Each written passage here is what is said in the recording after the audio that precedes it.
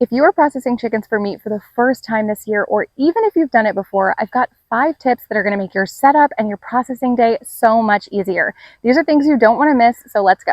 We do have a 5-part series with blog posts, videos, all on the entire act of chicken processing from start to finish, from the setup to getting those chickens in bags into your freezer. We've got videos on the whole thing as well in case you're wanting to learn about how to dispatch, how to scald and pluck. So I'll leave that down in the description below in case that's helpful for you. We've also got a lot of info on the equipment that we use, so you can find that all down below. Now, all of these tips are important, but this first one you absolutely don't get a do-over on if you do not do this. And it's not something that you can rush around to try to get accomplished later. And that is that we stop feeding the chickens that we're processing for meat about 24 hours before we process them. Now, every time I talk about this on either Facebook or Instagram, I've got a lot of people that either agree with me, and then I've got an equal amount or maybe more that think I'm crazy and awful. Now, of course, these chickens still have access to fresh grass. That's the entire point of having a chicken tractor system. So they're pecking fresh grass, they're eating the bugs, they're doing all their chicken things. We're just not giving them actual chicken, like commercial chicken feed that you can get from your feed store. We're not giving them that for the last 24 hours. Now, if you are a super experienced butcher, maybe this is not important for you, but for us normal homesteaders that are processing chickens for our family, this isn't like our full-time job. It's just something that we do a couple times a year. This is so helpful for having less of a mess, because what you're doing by restricting that feed for the last 24 hours is you're giving the chickens time to expel all of the goodies from the days before from their body. So when you go to process that chicken, there's going to be a lot less waste and a lot less mess in there. So say you're processing your meat chickens on a Saturday. This would look something like taking away the feed on Thursday evening and not replacing the feeder on Friday morning. It's as simple as that. So I guess it's a little over 24 hours, but we have found that taking it away Thursday evening into a Saturday morning processing has always worked really well for us. You definitely want to make sure that they have plenty of fresh water, and this would be a great day to move them more than once that day to really make sure that they've got fresh grass all day long. But we are removing the food about 24 hours prior to processing. It will make your processing day so much cleaner. This is something that you want to do, just trust me. The next thing that's really important is making sure that your chicken processing setup just flows, that it ergonomically makes sense. So you don't want to be scalding over here and then walking a bunch of feet over here to do your plucking and then coming back here to your table to go ahead and part the chicken out. You don't want all those extra steps. You want to go from here to here to here to here. You want it to just flow. So what that looks like for us is we're going to make sure that we get those chickens in their chicken tractor really close to where we're processing that day. We're going to carry them right from there to the cones, then move to the scalder, then the plucker. The table to process is right there, and then we've got the cooler. It's all very easy to just step through the process, and you're not taking a bunch of extra steps. This seems like it's not that big of a deal, like, okay, what's a couple steps here and there? When you're talking about doing 25, 50 birds, or even if you're just doing a couple birds, but this is your first time, those extra steps add up. Your back is hurting, your feet are hurting, and it is taking extra time. And also having things in a system that flows, having things be very ergonomic, allows you to have a couple birds in the cones, have some in the scalder. You can really keep this assembly line going, which is going to make things so much quicker for you on your processing day. So truly taking the time to think about how you're going to lay things out in your setup and how things are going to flow is a huge game changer. So let's talk about chilling your birds. Now, I definitely suggest chilling your birds for a couple hours, up to even a couple days after processing. And there's a couple different ways that we have done this. So the way that we first started when we were processing our heritage birds, we were just processing eggs that we had incubated from our egg laying flock.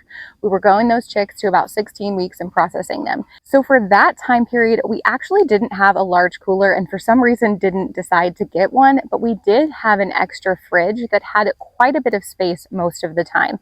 And so prior to our chicken processing, we would just get that fridge cleared out. We'd transfer everything to the fridge in the kitchen, and we would clean the fridge out really well, and we would line it with unscented trash bags. very clean, brand new unscented trash bags. And so as we were processing those chickens one by one, as they were done, I would bring them inside and put them straight into the fridge in these unscented trash bags. And I would let them age in the fridge for about 48 to 72 hours. I believe we shrink bagged them at the 72-hour mark, but it could have been at the 48-hour mark, but around that time, 2 to 3 days. Now, this is obviously a long time to chill them, but if you're only doing a couple birds, you have some spare space in a fridge, this can be a great option. What we do now is we have a large cooler. We've got it outside right there in the chicken processing setup, and we just put the birds straight in there when we're done. This has actually been fantastic because nothing comes in the house until those chickens come in, they're shrink bagged up, and they go straight in the freezer.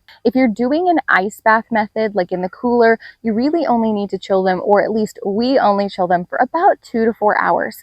We get done with processing, we take a little break, have lunch, get a little bit of rest for a couple hours, and then we come back out in the afternoon, early evening, and we get the chickens bagged up and get them into the freezer. We really find that having this cooler outside, a large cooler, keeping everything outside and not needing to bring them inside to chill in the fridge is so much easier. It really minimizes the mess and makes the whole thing a lot simpler, because then your house is still completely clean and sanitized and you're not bringing that in. When it comes to processing chickens, one of the things that you may not think about until right when you need to think about it is, what are you going to be doing with all of the extras? So the feathers, the blood, the insides, some of those red organs like the heart, the liver, the gizzard. What are you going to be doing with all of these extra things? This is something that you want to have figured out beforehand, and it's actually really simple. For blood and feathers, these are great to put into your compost. Feathers take a little bit of time, but there's no reason to waste them when they could add nutrients to your garden soil. As far as things like the liver, heart, those are things that a lot of people choose to keep and consume.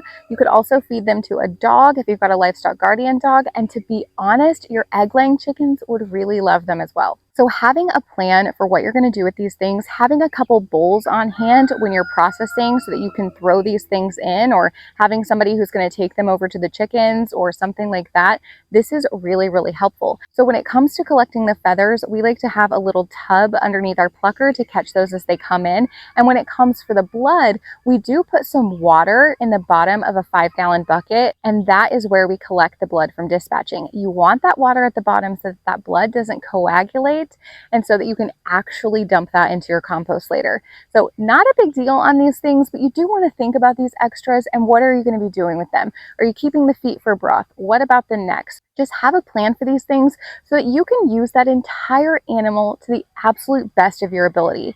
We're not trying to throw out any of this animal if we can help it. And we definitely want to make good use of this animal that we have raised and are now processing to feed our family. So these extra things, just want to think about and have a plan for. And lastly, I'm going to put these two tips together because they're both really simple, but also pretty important. And the first one is, this is not the time that you want to be using dull knives. You need to be sharpening your knives right before you process your chickens. And if you're doing a large batch, you might even need to sharpen them about halfway through. Now, we do 25 chickens-ish at a time, and we find that to sharpen the knives right before is plenty. But you really need to keep this in mind. You need a couple good knives. You need to make sure that they're sharp. This is not the time to be working with dull knives for the animal's sake and also your own. And the second thing is that when you are adding your chickens to your freezer, so you've shrink bagged them and you're ready to put them in the freezer, if you have a large amount of chickens, you might need to do this in batches. So you might need to put a couple in a freezer. If you've got multiple freezers, this can be a good time to utilize all of them, but you might want to keep some in your fridge and some in your freezer, or be dispersing them across multiple freezers. And the reason for this is, say you've got 25 chickens and you throw them all in the same chest freezer with a bunch of different stuff that's already frozen. These are going to decrease your freezer temperature pretty dramatically, and you don't want your food to thaw out or get to a weird temperature and maybe be unsafe. So when you're adding a large amount of chickens to those freezers, try to disperse them evenly. Maybe do some in the fridge to start and put some in the freezer, and then the next day add them from the fridge to the freezer. This is just something that you need to think about based on your own setup and your own situation, but you don't want to be adding a large quantity of chicken that you processed all to your freezer and warming up that freezer temperature. I hope that this video was helpful. If you liked it, go ahead and leave a comment. Let me know how many meat birds you are doing this year. And if you did like this video, I think you would like this one, all about meat birds, the practical side of things.